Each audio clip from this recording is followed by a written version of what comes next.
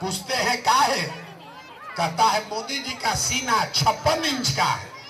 सुनिए, सुपौल के इस गांव में बैठ के लोगों को यह समझ में है कि मोदी का सीना 56 इंच का है कि 54 इंच का, लेकिन अपने बच्चा का खाए बगैर सीना सिकुड़ा के 15 इंच हुआ है, इसका चिंता उसको नहीं है। मोदी के सीना के चक्कर में पड़ा हुआ, इसीलिए ये दुर्दशा है। तब आप तो सुधरने से रहे, तब आपको हम बोले एक रास्ता बताएंगे, ऐसा रास्ता बताएंगे कि कितना भी जाकर गलती करो तुम्हारे बच्चे को रोजगार पढ़ाई मिल जाएगा। अगली बार जब वोट देने जाइए, जिसको मन है उसको वोट दीजिए, लेकिन वोट देते समय स्वार्थी बनिए। अपना स्वार्थ देखिए, अपने बच्चों का स्वार्थ देखिए।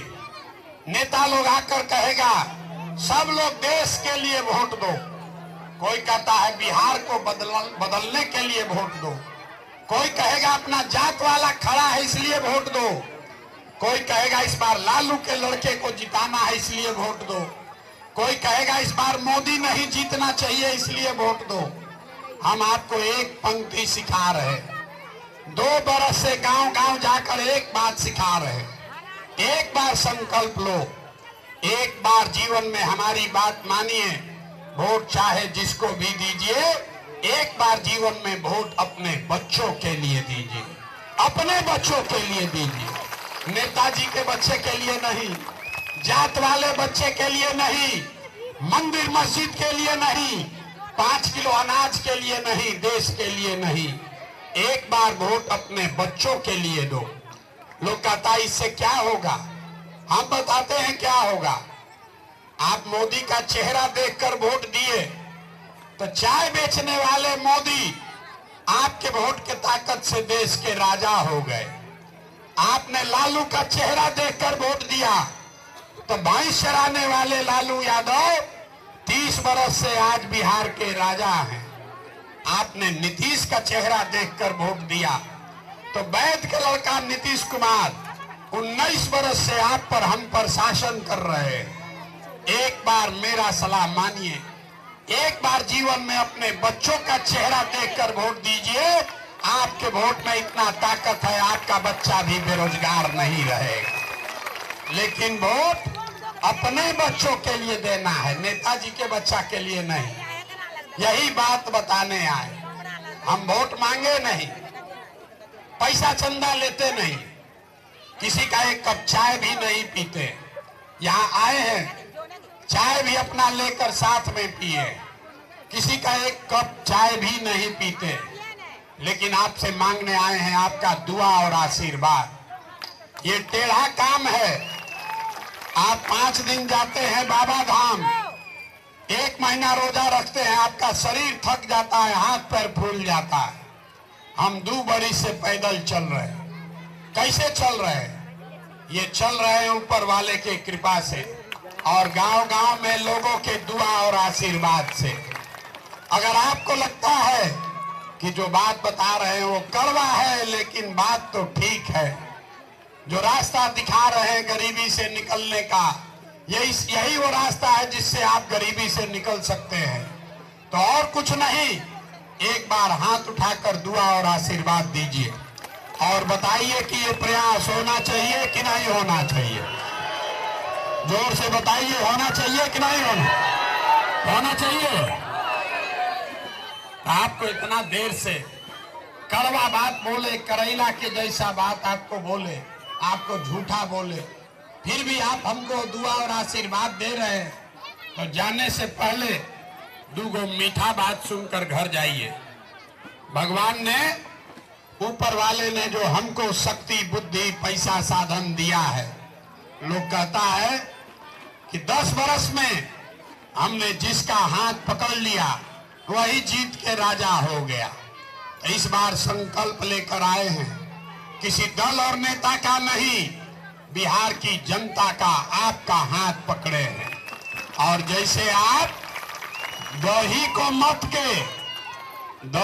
मथ के उसमें से मक्खन निकालते हैं, वैसे ही 3 बरस बिहार भर के गांव में पैदल चल के समाज को मत के आपके बीच से ऐसे आदमी को चुनकर निकालेंगे जिसके पीछे अपना पूरा पैसा, शक्ति, बुद्धि सब लगाएंगे और आपके दुआ और आशीर्वाद से उसको अगले साल यहां जिता कर लाएंगे, ताकि 2025 में बिहार में लालू का राज नहीं, राज नहीं, नीतीश मोदी का राज नहीं, प्रशांत किशोर का भी राज नहीं। 2025 में जनता का राज यहां कायम होना चाहिए। होना चाहिए कि नहीं होना चाहिए?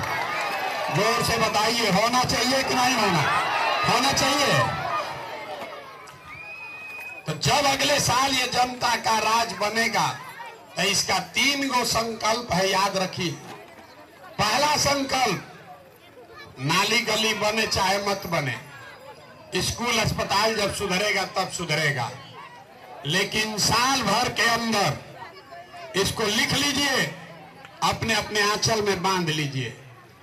साल भर के अंदर जितना आपके घर का सामान गया है बाहर मजदूरी करने, जो बच्चे यहां बेरोजगार बैठे हैं, उसको नौकरी हो या न हो, लेकिन कम से कम 10 से 12 हजार रुपया के रोजी रोजगार का व्यवस्था निश्चित तौर पर बिहार में करके दिया जाए। होना चाहिए कि नहीं होना चाहिए? होना चाहिए। दूसरा संकल्प, जिसका बच्चा 15 साल से कम उम्र का है, सरकारी विद्यालय में पढ़ाई नहीं हो रहा है और आपके बच्चों के पढ़ाई के नाम पर आपको पता नहीं है 50,000 करोड़ रुपया हर साल गरीब के पढ़ाई, बच्चों के पढ़ाई के नाम पर खर्चा हो रहा है। अब 50 को गरीब का बच्चा पढ़ नहीं रहा, सब पैसा नीचे से लेकर ऊपर लूट रहा। तो ये तय हुआ अगले बरस जब जनता का राज बनेगा तो 15 साल से कम उम्र के हर बच्चे के कपड़ा लत्ता और पढ़ाई का पूरा खर्चा सरकार के ओर से उठाया जाएगा। सरकारी विद्यालय में अगर पढ़ाई नहीं हो रहा है, चले देखिए बड़ा कष्ट में लोग, अब वो पढ़ नहीं सकता, नौकरी मजदूरी भी नहीं कर सकता। आई नीतीश कुमार ये महंगाई के जमाना में 400 रुपया का भीख दे रहा है पेंशन के नाम पर। तो ये तय हुआ कि 7 वर्ष से ज्यादा उम्र के हर महिला पुरुष को दिसंबर 2025 से 2000 रुपया मासिक पेंशन जरूर दिया जाएगा। अब आप सब लोग बताइए, अगली बार वोट आपको 5 किलो अनाज के लिए देना है कि अपने बच्चों के रोजगार के लिए देना है? हाथ उठाकर बताइए, 5 किलो अनाज चाहिए कि रोजगार चाहिए?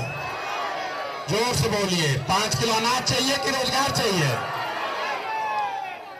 अपने जात का नेता चाहिए कि अपने बच्चों के लिए बढ़िया पढ़ाई चाहिए? जोर से बोलो, पढ़ाई की जात, पढ़ाई की जात। लालू नीतीश मोदी का राज चाहिए कि जनता का राज चाहिए? जिसको लालू चाहिए लालू बोलिए, जिसको मोदी चाहिए मोदी बोलो, बोलो अभी बोलो सबके सामने। लालू नीतीश मोदी का राज की जनता का राज? अब बहुत आदमी ना बोल रहा है, बुझ रहा बहुत चालाक है, फिर वोट के दिन जाके हम लोग की जनता का राज।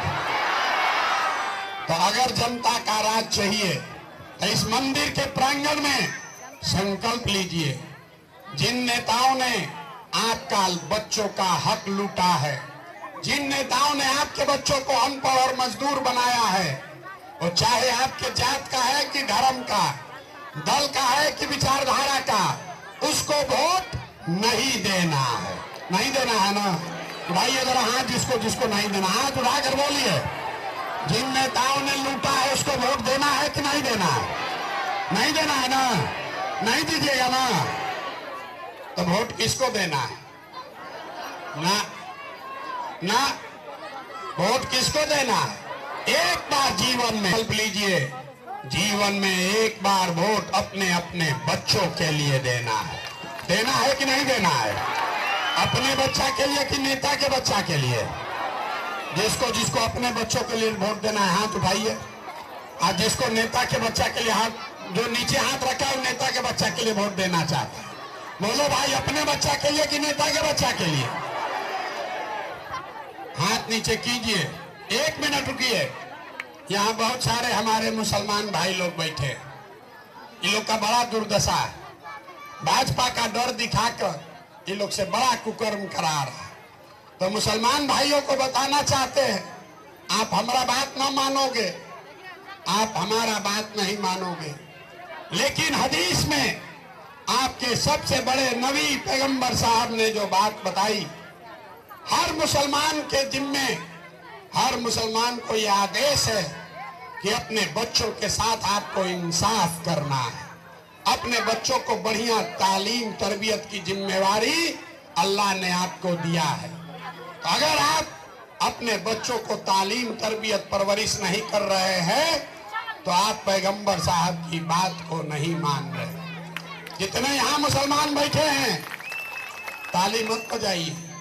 आप कुरान पढ़ते हैं, कुरान की पहली आयत क्या है?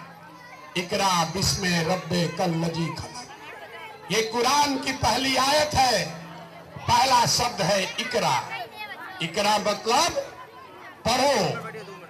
जिस कौम की कुरान में, पवित्र ग्रंथ में पहला शब्द है पढ़ो, उस कौम के लोग अपने बच्चों के पढ़ाई का चिंता नहीं कर रहा।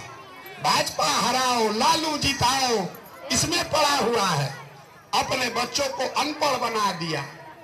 तो आपको इतना ही कहकर जाएंगे कि पैगंबर साहब की बात याद रखो। जिस कौम को अपने रहनुमाओं की समझ न हो, उसके ऊपर जालिम हुक्मरानों को मुसल्लत कर दिया जाता है।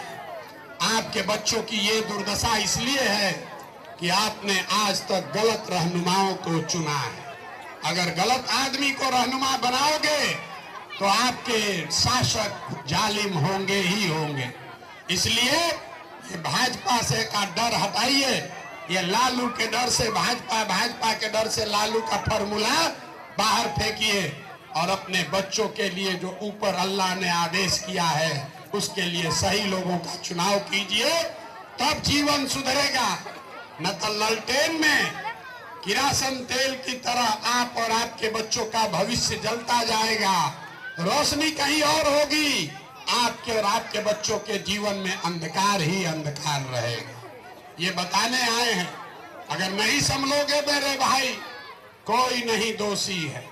आपने संकल्प लिया है, अगर अपने बच्चों के लिए इंसाफ के लिए खड़े नहीं होगे, अगर आप नहीं खड़े हुए तो कोई नेता, कोई दल दोषी नहीं है। उसके लिए दोषी आप और हम हैं। इसलिए खड़े होइए, अपने बच्चों के लिए खड़े होइए। न तो जिस गरीबी बदहाली में आपका जीवन बीता है, आपके बच्चों को भी उसी गरीबी और बदहाली में जीना पड़ेगा। यही बात बताने आए हैं। आपने हमारी बात सुनी, आशीर्वाद और दुआ दिया, इसके लिए बहुत बहुत धन्यवाद। एक बार मैं बोलूंगा जय बिहार, आपको बोलना है जय जय बिहार। जय बिहार।